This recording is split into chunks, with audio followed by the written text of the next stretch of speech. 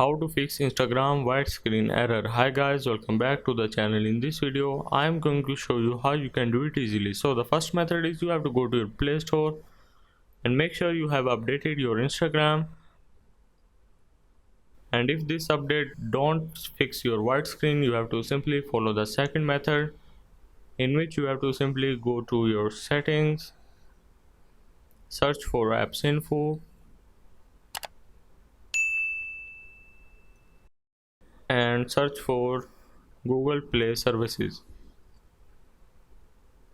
Go to storage and cache, clear storage and clear all data. Now same for Google Play Store, again storage and cache, clear storage, hit OK.